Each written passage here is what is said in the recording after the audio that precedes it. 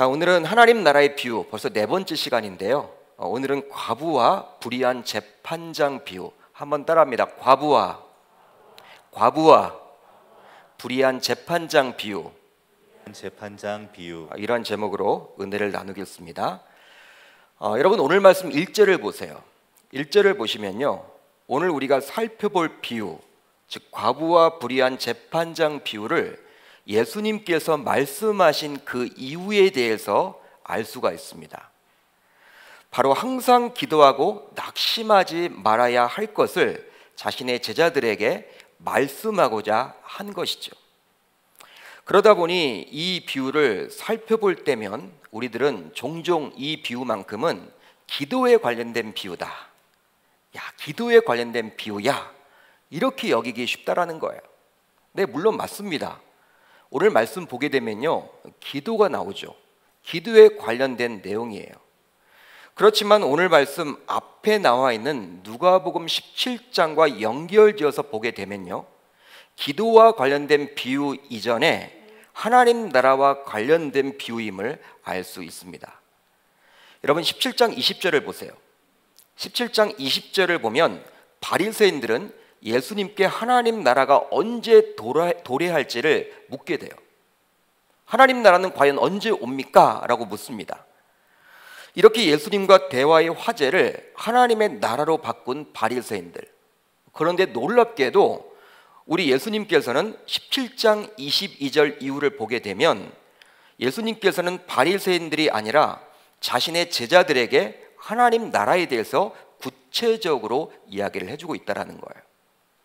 즉, 이것은 무엇이냐면 하나님의 나라는요, 이 바리새인들이 듣기보다는 바로 주의 제자들이 먼저 들어야 할 내용임을 이야기해주고 있는 것이죠. 그만큼 당시 바리새인들보다는 주의 제자들이 이 하나님 나라에 대해서 정확하게 알고 있어야 한다라고 우리 주님은 판단하신 것입니다. 그렇기 때문에 바리새인들이 먼저 그 화제를 끌고 왔습니다. 하나님 나라가 언제 도래합니까? 라고 물었지만 우리 주님은 바리새인들과 대화를 하지 않고 주의 제자들에게 하나님 나라에 대해서 설명을 해주고 있다는 거예요. 특별히 주의 재림 때 일어날 일에 대해서도 말씀해 주시는데요, 여러분들이 가지고 있는 17장 34절 35절을 보세요.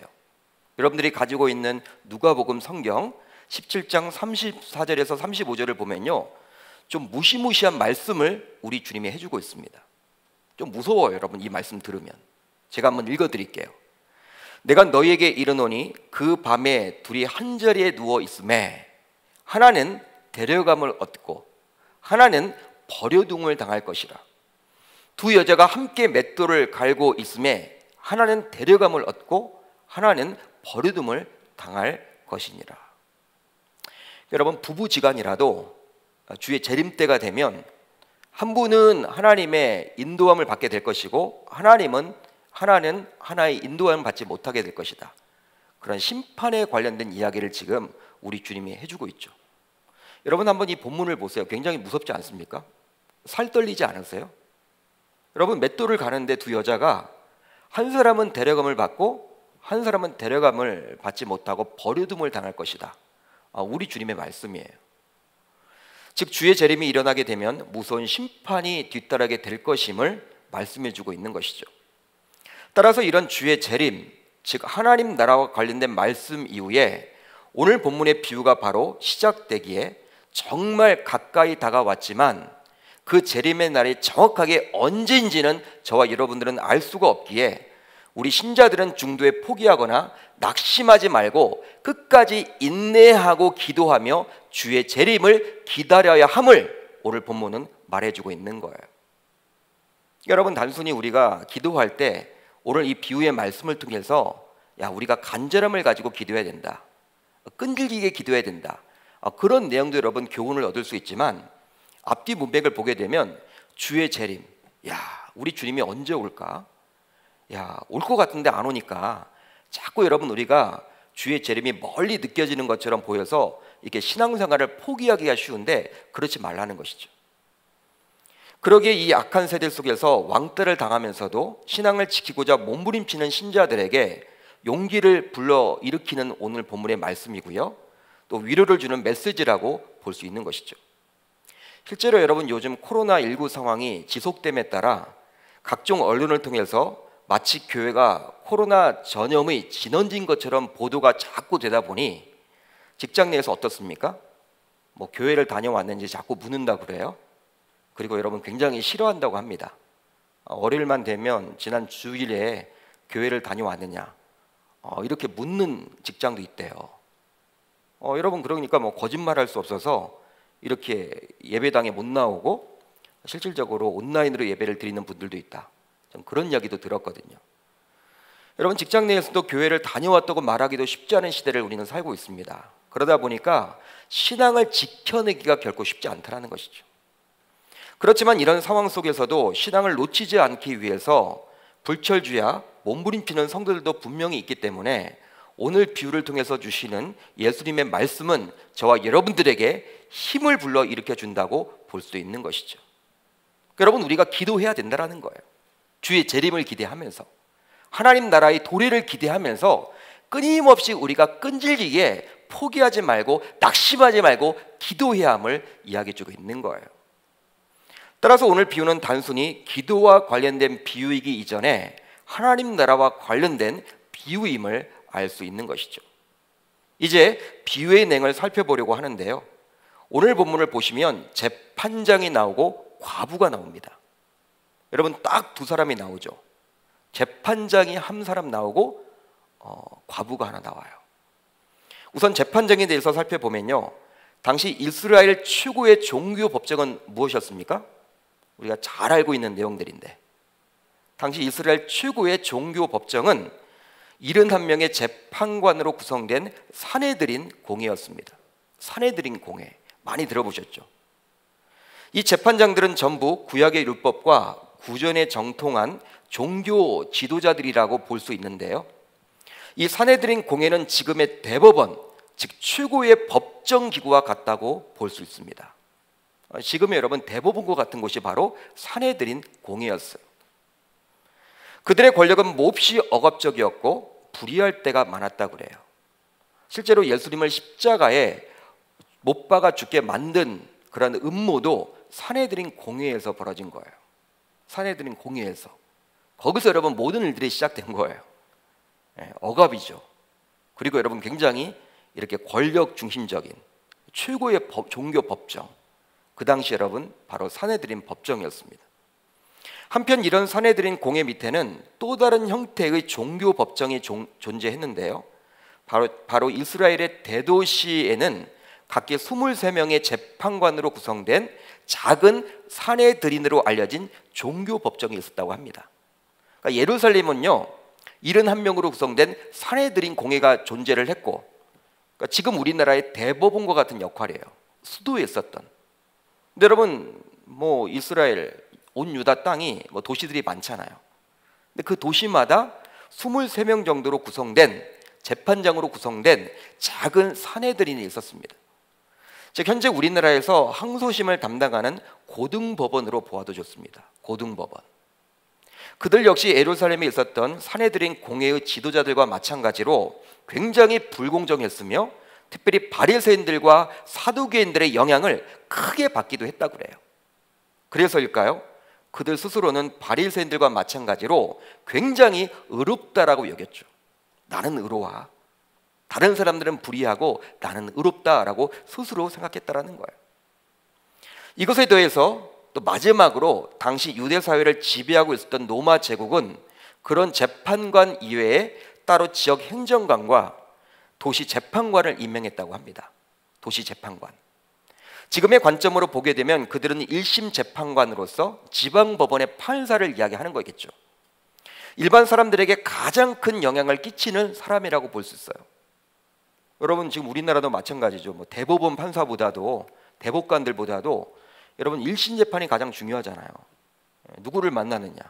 굉장히 여러분 인생이 여러분 막 꼬이기도 하고 잘 풀리기도 하고. 여러분 그러니까 바로 로마가 임명한 이 지역마다 그 판사를 뒀다라는 거예요. 로마가 임명했던. 그들은 범죄 소송을 맡아 로마 황제의 이익을 보고하는 시당국제를 할 수 있었는데요. 그들은 도덕이나 양심을 철저히 무시했던 최악의 지도자들이었습니다. 그들 대부분은 이방인이었어요.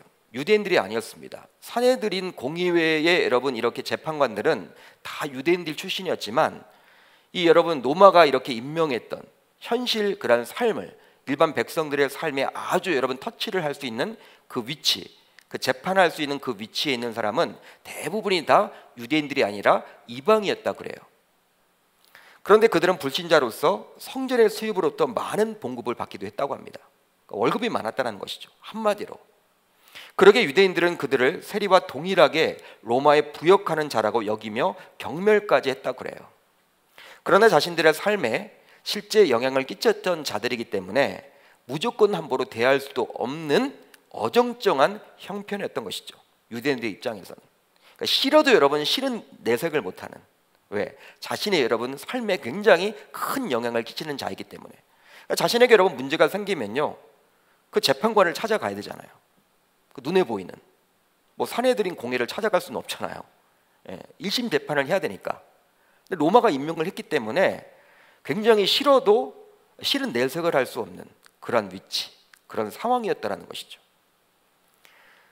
그러기에 오늘 본문에 나오는 재판관은요, 아마도 바로 당시 로마가 임명한 이 재판관, 이 마지막 제가 이렇게 언급했던 그 재판관일 가능성이 굉장히 높습니다. 오늘 말씀에 나오는 재판관의 모습은요, 오늘 말씀 2절을 보면 알 수가 있는데요, 어떻게 여러분 성경은 이야기를 해주고 있습니까? 하나님을 두려워하지 않고 사람을 무시하는, 즉 하나님과 그분의 뜻이나 율법은 안중에도 없고 사람들의 필요와 정의에도 무관심한 자라 할 수 있어요. 무관심한 자. 아마도 그가 재판장이 된 이유는요, 정의와 공평을 구현하기 위한 목적이 아니라 로마의 권세 아래에서 돈과 지위를 얻고자 하기 위함이었던 것 같아요. 그러니까 여러분 로마 제국에 부역하는 자였기 때문에 굉장히 여러분 페이가, 이 월급이 많은 직책이었기 때문에 이제 내가 돈이라도 많이 벌어보자, 그 로마의 지위라도 한번 얻어보자, 뭐 정의나 공평보다는 그런 의도를 가지고 이렇게 판사로 지원하지 않았나 우리가 생각해 볼 수 있는 것이죠. 그러기에 그는 동정심과 이해심이 눈꼽만큼도 없었습니다. 그런데 이 재판장의 더 큰 문제는요, 이런 자신의 모습을 스스로 잘 알고 있었다는 사실이에요. 여러분 오늘 보면 4절을 보시면 이렇게 나와 있죠. 우리 한번 같이 읽어봅니다. 4절 시작. 그가 얼마 동안 듣지 아니하다가 후에 속으로 생각하되 내가 하나님을 두려워하지 않고 사람을 무시하나. 아멘. 내가 하나님을 두려워하지 않고 사람을 무시하나. 누구의 여러분 고백입니까? 누구의 고백이에요? 이 재판관의 여러분 고백이죠. 스스로의 말이에요. 여러분 재판장으로서 본인 스스로 공의롭지 못하고 한마디로 굉장히 잘못된 길로 가고 있다라고 이것을 알았다면 어떻게 될까요? 일반 상식을 가지고 있는 분이라면, 내가 잘못된 길로 가고 있어요. 여러분 양심을 가지고 있는 사람이라면 어떻게 해야 돼요? 여러분 거기에서 벗어나야 되겠죠. 그건 아니니까, 그건 잘못된 거니까. 그래도 재판을 하는 사람인데 그래도 정의와 공평, 공정을 여러분 추구해야 될 거 아닙니까? 내가 그렇게 살지 못했다라는 것을 내가 느끼게 되었다면, 인정한다면 이 길이 잘못되었다 그래서 벗어나야만 합니다. 여러분 그러나 이 비유에 나오는 재판장은요, 그런 모습을 전혀 보이고 있지 않다라는 거예요. 전혀 보이고 있지 않아요. 그것이 더 큰 문제라고 할 수 있는 것이죠. 실제로 이 세상을 보게 되면 하나님을 두려워하지만 사람들을 무시하는 사람도 존재를 해요. 여러분 그렇죠? 신앙이 좋다라는 신자들 가운데서 종종 찾아볼 수가 있는데요, 잘 들어보세요. 이런 분들은 각종 공예배도 잘 참석합니다. 그리고 헌금도 굉장히 잘 해요. 또 맡겨진 봉사도 굉장히 성실하게 잘합니다. 그러니까 신앙이 여러분 좋게 보여요. 그런데 관계를 잘 맺지 못해요. 관계를 잘 맺지 못해요. 특별히 교인들과 둥글둥글하게 잘 지내지 못하며 본인은 그들과는 좀 다르다고, 즉 우월하다라고 여기곤 합니다. 나는 좀 우월해.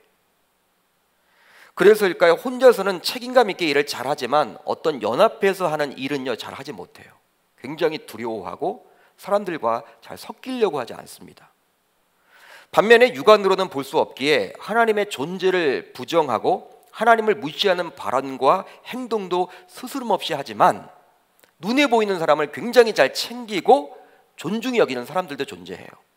이 땅에 그런 사람이 있다라는 거예요. 오히려 무신론자 가운데서 이런 인간미가 넘치는 사람들이 굉장히 많아요. 신은 인정하지 않는데, 하나님은 인정하지 않는데 굉장히 여러분 사람 냄새가 나고 사람들을 잘 챙기는 분들이 있다라는 거예요. 즉 모든 것에 있어서 인간 존중을 가장 귀하게 여기는 분들이라 할 수 있는 것이죠. 그런데요, 여러분 오늘 본문을 보게 되면 이 재판장은요, 이 두 가지를 모두 소홀히 여겼습니다. 그러니까 하나님도 잘 챙기지 못하고 사람도 잘 인정하지 못했던 사람이 바로 오늘 본문에 나와 있는 재판장이라 할 수 있는 것이죠. 한마디로 여러분 어떻게 표현하면 좋을까요? 밥맛이 없는 사람이죠. 밥맛이 없는 사람이에요. 여러분 생각해 보세요. 하나님도 두려워하지 않고 사람들을 막 무시한다. 야, 그런 사람들이 여러분 주변에 있다면 참 힘들겠죠, 삶이. 근데 여러분 오늘 본문에 나오는 재판장이 바로 그리했다라는 거예요. 자기밖에 모르는 거예요. 자기밖에 모르는 사람이에요. 실제로 역대하 19장 6절로 9절을 보면 이렇게 나와 있어요. 재판관들에게 이르되 너희가 재판하는 것이 사람을 위하여 할 것인지 여호와를 위하여 할 것인지를 잘 살피라. 너희가 재판할 때 여호와께서 너희와 함께 하심이니라. 그런즉 너희는 여호와를 두려워하는 마음으로 삼가 행하라. 우리 하나님 여호와께서는 불의함도 없으시고 치우침도 없으시고 뇌물을 받는 일도 없으시니라 하니라. 여호사밧이 또 예루살렘에서 레위 사람들과 제사장들과 이스라엘 족장들 중에서 사람을 세워 여호와께 속한 일과 예루살렘 주민의 모든 송사를 재판하게 하고 그들에게 명령하여 이르되 너희는 진실과 성심을 다하여 여호와를 경외하라. 아멘. 하나님의 말씀입니다. 바로 남유다의 개혁 군주였던 여호사밧 왕이 있습니다. 여호사밧 왕이 유다 전역의 도시의 재판장을 임명하면서 지시한 내용이 바로 방금 우리가 읽었던 내용이에요. 어떤 말씀일까요?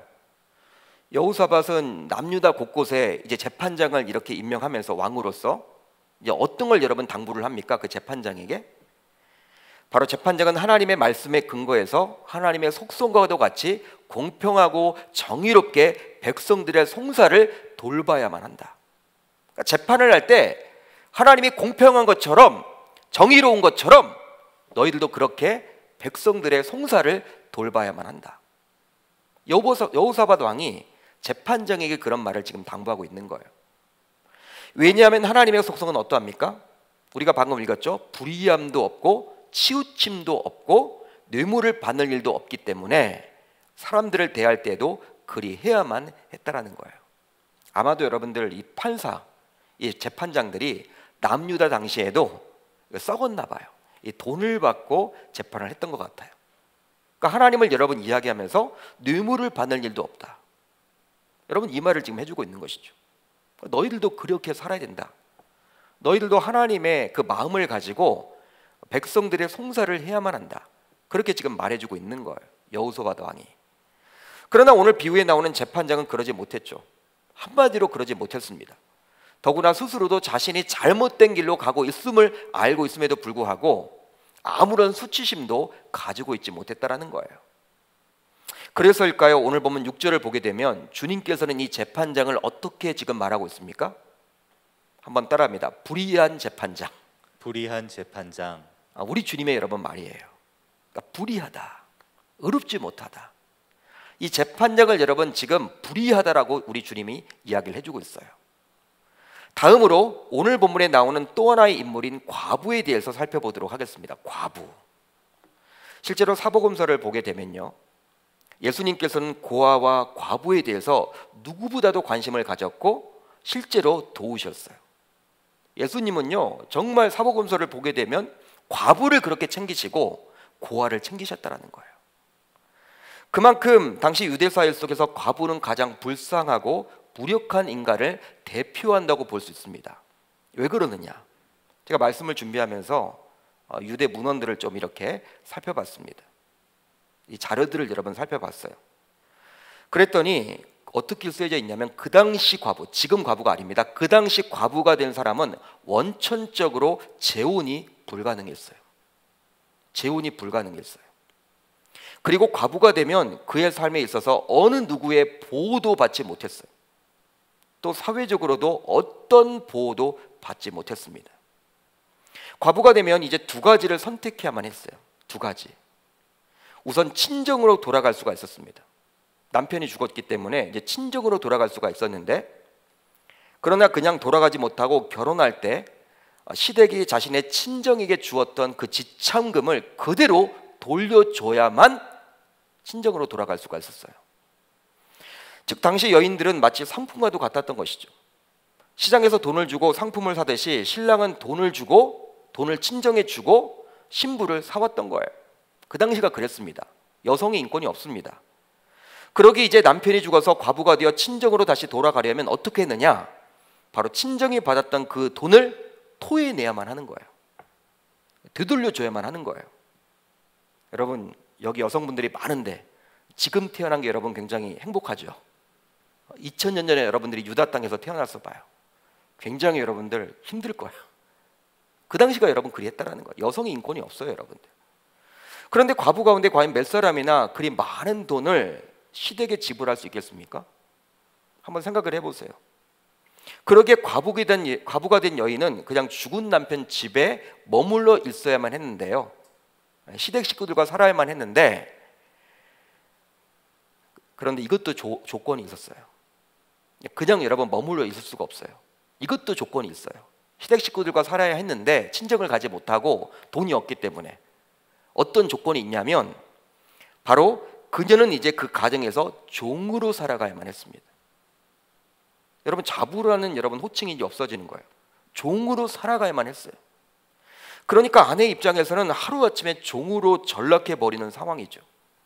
실제로 예수님 당시에 여성의 인권은 전혀 없었어요. 뭐 숫자에도 여러분 세임받지 못하고 어떤 물건처럼 사고 팔았던 시대가 바로 그 당시였죠. 그 당시였습니다. 당시 사회적인 분위기가 그리했어요. 그런데 예수님은 달랐던 것이죠. 그러니까 우리가 여러분 사복음서를 보게 될 때 여러분 예수님 주변에 여인들이 많았죠. 그리고 여러분 예수님이 부활하실 때에도 여성들이 가장 먼저 그 부활을 이렇게 발견하게 되었습니다. 여러분 당시 유대인들의 관점으로 보게 되면 이건 말이 되지 않는 거예요. 말도 되지 않는 거예요. 유대인 랍비라고 하는 자칭 메시아라고 하는 어떻게 예수가 어떻게 그 여성들과 그렇게 이야기를 나누고 여성들의 집에 들어가서 밥을 먹고 여성들에게 복음을 전할 수 있을까? 그러니까 바리새인들은요 그것 자체를 이해하지 못했던 거예요. 말도 되지 않는 것이죠. 근데 예수님은 여러분 분명히 달랐어요. 여인, 그것도 가장 하찮은 취급을 받았던 과부에게 어느 누구보다도 관심을 가지고 도움을 실제로 주었습니다. 따라서 당시 과부의 삶은 가장 비참한 상태, 고독한 상태, 곤란한 상태로 여기면 돼요. 그러니까 여러분 예수님이 이 고아와 과부를 챙겼던 이유가 바로 거기 있는 것이죠. 즉 2020년대를 살고 있는 현재 과부를 바라보면서 여러분 오늘 말씀을 보시면 안 되는 거예요. 지금의 여러분 과부를 그런 생각하시면서 뭐 그런가 보다 그렇게 보시면 안 되고, 그 당시 유대인들의 관점을 가지고 이 과부를 바라보셔야 한다는 거예요. 그래서일까요? 예레미야 선지자는 바벨론에 의해서 무너져 내린 예루살렘 성을 이야기하면서 다음과 같이 예루살렘 성을 묘사합니다. 다음의 구절을 한번 같이 읽어봅니다. 시작. 슬프다 이 성이여, 전에는 사람들이 많더니 이제는 어찌 그리 적막하게 앉았는고. 전에는 열국 중에 크던 자가 이제는 과부같이 되었고, 전에는 열방 중에 공주같던 자가 이제는 강제 노동을 하는 자가 되었도다. 아멘. 이제는 과부같이 되었다. 과부같이 되었다. 그러니까 여러분 예루살렘 성이 이렇게 무너져 내린 그 모습들을 바라보면서 처참하게 되었음을 이야기해주고 있는 것이죠. 예수님은 이런 비참한 과부의 상을 누구보다도 잘 알고 있었습니다. 그러기에 과부가 흘리는 눈물과 한을 너무나도 잘 알고 있었죠. 시댁에도 여러분 시댁에서도 자부로서 여러분 이렇게 존중받지 못하고 종으로서 살아가야만 하고, 친정을 가고 싶어도 지참금이 없어서 되돌려 줄 돈이 없어서 가지 못하는 그 아픔, 여러분 얼마나 여러분 눈물이 많았을까요? 얼마나 여러분 한이 많았을까요? 마찬가지로 예수님께서는 과부처럼 한이 많은 저와 여러분들의 그 슬픈 마음과 괴로움도 역시 잘 알고 계십니다. 여러분, 이런 과부 같은 슬픔과 괴로움을 가진 성도들의 아픔을 그 누구보다도 잘 알고 있었기 때문에 예수님께서는 그 아픔을 해결한 방법도 역시 가지고 계셨다는 거예요. 여러분, 이것을 믿을 수 있기를 바랍니다. 여러분, 그 아픔을 아는 만큼 예수님께서는 그 해결책도 가지고 있었다는 사실이죠. 그렇다면 그 방법은 무엇입니까? 여러분, 과부와 같이 힘들고 어려운 그 괴로운 그 마음을 해결할 수 있는 방법은 무엇일까요? 바로 기도입니다. 기도라는 거예요. 다음의 구절을 통해서 확인할 수가 있는데요, 항상 기도하고 낙심하지 말아야 할 것을 비유로 말씀하여. 그렇다면 왜 기도하면서도 꾸준히 못하고 자꾸 우리들은 중도에 포기하는 것일까요? 여러분, 저와 여러분들은 기도를 하다가 기도의 중요성은 잘 알고 있습니다. 그렇지만 어때요? 왜 여러분 중도에 자꾸 낙심하면서 기도를 포기하는 것일까요? 바로 기도에 대해서 잘못된 오해를 하고 있기 때문입니다. 기도에 대해서 우리는 잘못된 오해를 하고 있다는 거예요. 우리 신자들은 보통 기도를 도깨비 방망이로 여기는 경우가 굉장히 많아요. 여러분, 무엇으로 여긴다고요? 도깨비 방망이. 즉, 돈 나와라 뚝딱 하면 돈이 나오고 집 나와라 뚝딱 하면 집이 나오는 요술 방망이처럼 여기는 경우가 굉장히 많습니다. 그러기에 자신이 이루고 싶은 소망이나 소원을 가지고 기도하면 즉시 응답을 받아야 한다라고 생각한다는 거예요. 물론 기도에 있어서 즉각 응답이 주어지기도 합니다. 전 그걸 여러분 부정하고자 하는 건 아니에요. 여러분, 기도했는데 즉각 응답을 주시는 경우도 있어요. 실제로 사복음서를 보게 되면 예수님께 자신의 문제를 가지고 찾아갔던 사람들의 대부분은요, 즉시 응답을 받게 되었죠. 뭐 안진뱅이가 일어나거나 눈먼저가 눈을 여러분 뜨게 되었거나 즉시 여러분 고침을 받게 되었잖아요. 그러나 이런 것이 기도의 전부는 아니라는 사실이에요. 이것이 전부가 아니라는 거예요. 하나님께서는 우리의 기도가 보다 차원 높은 기도가 되도록 하기 위해서 때때로 우리의 아픔과 고통을 보시면서도 그 고통의 해결을 종종 유보하실 때가 있다라는 사실입니다. 즉, 우리와 동일하게 아파하면서도 기다린다라는 것이죠. 그런데 이렇게 하나님께서 기다리시는 그 시간을 저와 여러분들은 참지 못하고 견디지 못하고 낙심하며 불평과 불만을 일삼을 때가 굉장히 많다라는 거예요. 왜 나에게는 응답이 없는 거예요? 다른 김 집사는 그렇게 기도하면 응답이 그렇게 즉각 받는데 왜 나는 이렇게 응답이 없는 거예요? 기도를 해도. 그러니까 포기하게 된다는 거예요. 그렇다면 하나님께서는 이 기다려야만 하는 시간을 우리 신자들에게 허락하신 그 이유가 과연 무엇 때문일까요? 여러분, 기도를 하면 즉각 응답을 주셔도 좋을 텐데 여러분, 어떨 때는요, 왜 그렇게 우리 신자들로 하여금 기다려야만 할까요? 그런 것들을 왜 허락하셨을까요? 바로 먼저 우리 신자들을 겸손하게 낮추시기 위해서입니다. 한번 따라합니다. 우리 신자들을 겸손하게 낮추시기 위해서입니다. 겸손하게 낮추시기 위해서입니다. 한번 여러분 잘 생각해 보세요. 아마도 우리가, 그러니까 저와 여러분들이 기도할 때마다 즉각 응답을 받게 된다면 우리는 굉장히 교만하게 될 것입니다. 교만하게 될 거예요. 여러분, 왜 그렇지 않겠습니까? 하나님의 자녀가 되었지만 여전히 죄성을 가지고 있기에 우리 인간은 지극히 자고하기가 쉽잖아요. 여러분, 예수님 믿는다고 하면서도 우리가 여러분 굉장히 자고한 그 모습들을 종종 발견하게 되죠. 여러분, 즉 누군가의 칭찬을 받게 되면 어때요, 여러분? 우쭐대기 쉽죠. 우쭐대기 쉬워요. 칭찬을 자꾸 받다 보면. 이것이 바로 저와 여러분들의 본성이라 할 수 있습니다. 칭찬 싫어할 사람 아무도 없다라는 거예요. 그러기에 이런 우리의 속성을 잘 알고 계시는 우리 주님께서는 어떤 경우에는 즉각적인 응답 대신에 우리로 하여금 기다리도록 합니다. 기다리도록 한다라는 거예요. 그렇게 함으로 우리는 기도함으로써 피조물이라는 한계를 분명히 느끼게 되는 것이죠. 야, 역시 나는 창조주가 아니라 피조물이다. 나는 역시 피조물이야. 연약한 피조물일 뿐이야. 하나님이 계시는 것이고 나는 피조물이야. 여러분, 이런 생각을 갖게 된다는 거예요. 즉 스스로 이런 고백을 하게 되면요, 이제 지극히 겸허하게 되는 것이죠. 실제로 정치인들 가운데서 우리가 종종 보게 되면 선거에 나가서 한 번도 떨어져 본 적이 없는 분들은요, 대화를 해보면 어떻습니까? 여러분, 선거에 나가서 여러분 계속 붙기만 했어. 당선이 되었어. 5번 나갔는데 5번 다 당선되었어. 이분들과 대화를 해보면 여러분, 교만함이 묻어나 있는 경우가 굉장히 많아요. 교만함이. 어떤 인터뷰를 볼 때 자신감이 여러분 넘쳐서 너무나 교만해. 그러나 몇 번이고 떨어져 본 적이 있는 분들은요, 어때요? 대화를 해보면 자신을 낮출 줄 알며 어느 순간 겸손해져 있는 모습을 종종 보게 됩니다. 그만큼 사람의 실패를 통해 성장하고 성숙했다고 볼 수 있는 것이죠. 따라서 하나님께서는 사랑하는 자녀들로 하여금 이런 기다림의 수업 시간을 허락하시는 거예요. 기다림의 수업 시간, 이걸 허락하시는 것입니다. 바로 성장과 성숙을 기대하시기 때문이죠. 그러기에 하나님께서는 우리로 하여금 기도하게 하시고 지켜보십니다. 따라서 우리들은 오히려 응답이 없는 것처럼 느껴질 때 결코 포기해서는 아니 될 줄 믿습니다. 여러분, 기다림의 수업 시간이라는 거예요. 그걸 통해서 하나님은 저와 여러분들로 하여금 지극히 낮아지고 겸손해지기를 원한다라는 사실이에요.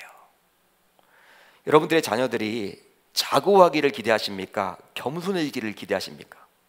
여러분들의 자녀들이, 여러분, 내가 배 아파 낳은 귀한 자녀들이 여러분 자고하기를 원하세요? 아니면 겸손하기를 원하세요? 다 겸손하기를 원하잖아요. 하나님도 여러분 마찬가지예요. 여러분, 계속해서 여러분 응답만 받으면요, 어느 순간 여러분 자고하게 된다니까요. 사람이기 때문에, 죄성을 가지고 있는 사람이기 때문에. 여러분, 아무리 우리가 부지지라도 여러분 기다려야 한다라는 것을 알게 되면요, 우리가 여러분 굉장히 이제 겸허하게 된다라는 사실이죠. 따라서 여러분 기도할 때 정말 우리들은 포기해서는 아니 된다라는 그 사실 기억하시고, 지금은 기다림의 수업 시간임을 저와 여러분들이 꼭 인내하며 나아갈 수 있기를 주님의 이름으로 축복합니다. 다음으로 우리 신자들과 소통하는 시간을 더 갖기 위해서입니다.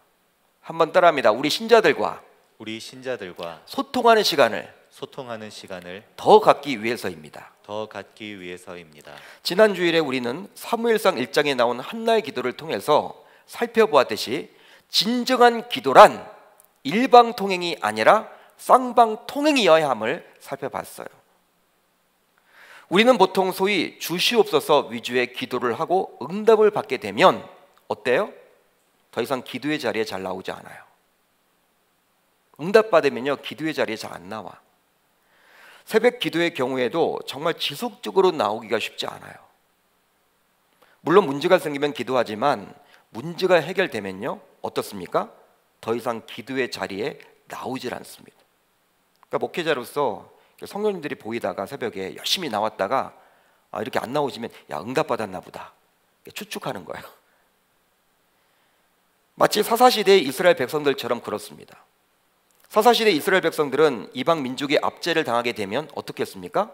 하나님께 자신의 고통을 부르짖지만 하나님께서 이제 사사를 세워서 그 문제를 해결해 주시면 언제 부르짖었느냐라는 식으로 또 하나님을 떠나게 되죠. 이것을 여러분 반복되는 게 바로 사사시대였던 거예요. 그런데 우리 신자들의 기도 생활에도 이런 일들이 계속해서 반복적으로 일어나고 있다는 사실이에요. 문제가 생기면 하나님 앞에 나오지만 문제가 해결안 받으면 이제 나오지 않아요. 그런 하나님께서는 우리의 아빠 아버지시기에 자녀인 우리들과 지속적으로 소통하기를 기대하십니다. 그러니까 문제가 있을 때만 나와서 자기와 대화하기를 기대하는 것이 아니라 문제가 없을 때에도, 평범할 때에도, 평안할 때에도, 아무 문제가 없이 일이 잘 풀릴 때에도 우리 주님은 우리 아빠 아버지시되기 때문에 자녀인 우리와 대화하기를 원한다는 거예요. 즉 뭔가 문제가 생겼을 때만 자신에게 다가와서 소통하기보다는 문제가 없더라도 지속적으로 소통하기를 원하신다는 것이죠. 그렇지만 우리들은 지극히 연약하다 보니 기도 제목이 없으면 기도의 자리에 잘 나오지 않아요. 그러기에 기도 제목을 주시는 것이고 그 기도 제목의 경우에도 즉시 응답하지 않으므로 우리로 하여금 보다 기도의 자리에 머물러 있도록 함으로 우리는 깨달아야 하는 것이죠. 여러분 즉각 응답을 주시면 또 안 나올 거 아니에요. 하나님과 소통하지 않을 거 아니에요. 이걸 알고 있기 때문에 하나님은 대화하기를 기대하신다니까요.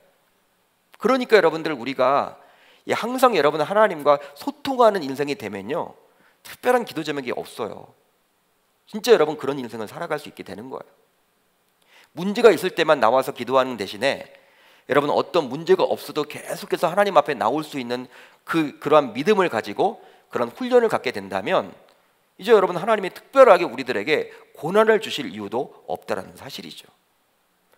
여러분 그러기에 새벽제단을 쌓는 것은 문제가 있을 때만 나온다는 생각부터 저와 여러분들은 이제부터 버릴 수 있기를 바랍니다. 바로 하루의 첫 시간을 하나님과 소통함으로 하나님께서 부어주시는 능력으로 하루를 살아나겠노라고 결단하는 것으로 보셔야만 하는 것이죠. 실제 이런 두 가지 이유 때문에 우리는 즉시 응답받지 못할 수도 있는 거예요.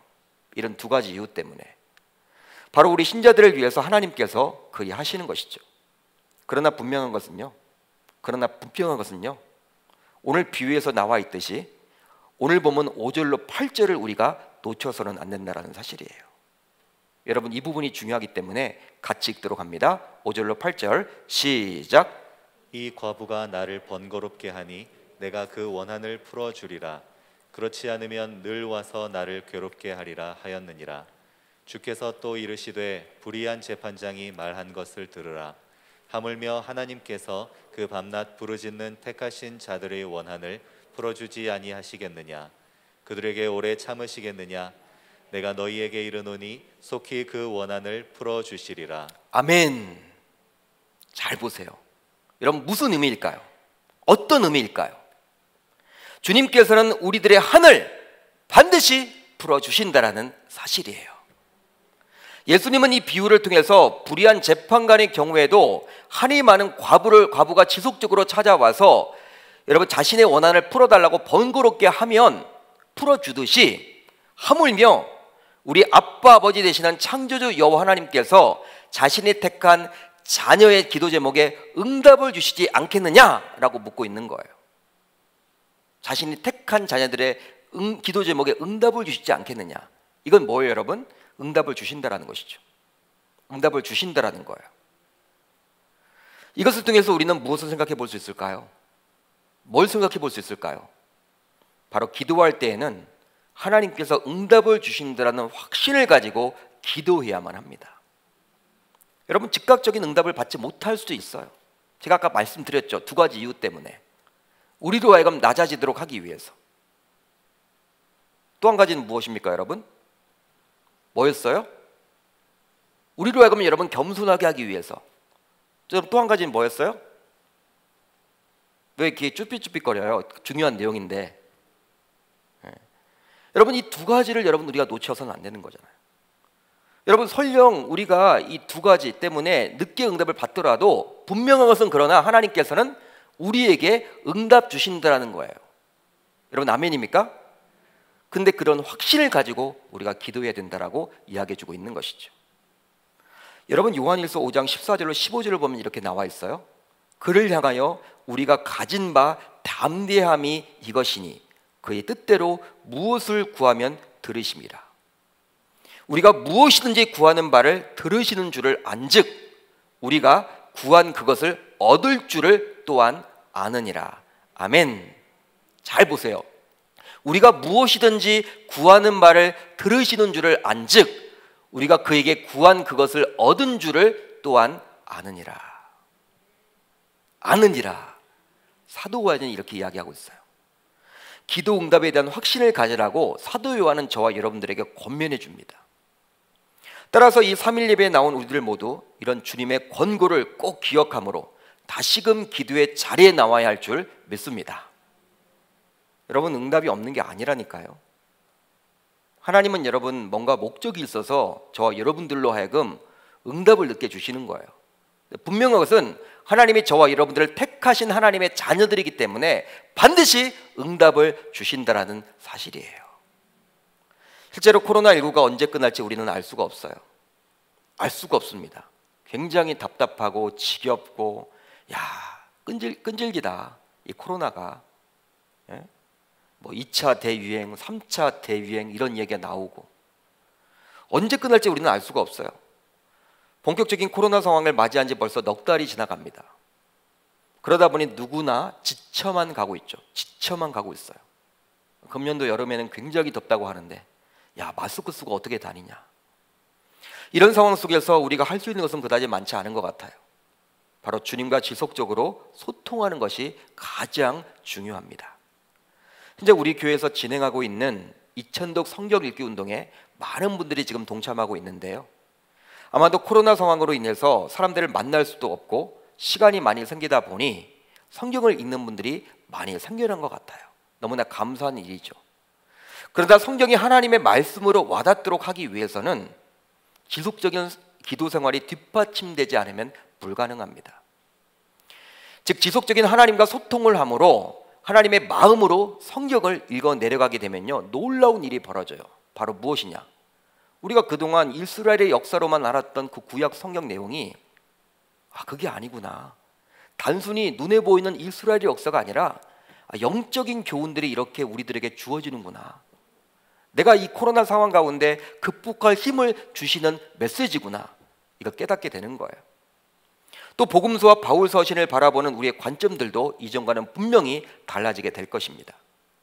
따라서 우리들 모두 아무리 불의한 재판장이라도 결국에는 과부의 한을 풀어주셨듯이 우리들이 가진 어떠한 문제든지 주님께 가지고 나아오기만 한다면 우리 주님께서 응답해 주신다는 확신을 가지고 기도의 자리에 나와서 간절히 기도하는 우리들 모두 다 되시기를 주님의 이름으로 축복합니다. 여러분, 기도하셔야 된다는 거예요. 한마디로. 여러분, 기도는요, 어떤 세미나를 듣는다고 해서 여러분 되는 게 아니에요. 여러분, 기도는 정말 하나님께서 이야기해 주시고 있는 거예요. 응답이 없는 것이 아니라 우리 주님이 일부러 지금 응답을 잡아놓고 있는 거예요. 우리들로 하여금 성장과 성숙이 일어나도록 하기 위해서. 따라서 저와 여러분들, 하나님의 자녀가 부르짖게 되면요, 응답이 없을 수가 없습니다. 여러분들의 자녀들이, 친자녀가 여러분 아파하고 힘들어하고 어려워하면요, 부모가 여러분 마음이 어때요? 다 주고 싶잖아요. 그게 부모의 마음인 것처럼 하나님은 우리의 아빠, 아버지 되세요. 여러분, 설령 내가 기도해도 응답이 없는 것처럼 보여도 지금 때가 아니기 때문에 응답이 없는 것이고, 지금 주어봤자 내가 굉장히 교발해지고 감사함도 없고 그렇게 할까봐 하나님이 지금 바로 주시지 않는 거예요. 그러나 분명한 것은 하나님은 주신다라는 사실입니다. 저와 여러분들을 꼭 기억하시고 여러분, 우리 주님과 소통할 수 있기를 바라고, 특별히 하나님이 나를 낮추신다는 생각을 가지고 여러분, 우리가 기도하더라도 응답이 없더라도 여러분, 지금은 때가 아니지만 또 다음에 기도할 때 응답 주실 수 있다는 그 사실을 깨닫고 여러분, 항상 우리의 기도 자리 놓치지 않고 돌아갈 수 있기를 우리 주님의 이름으로 축복합니다.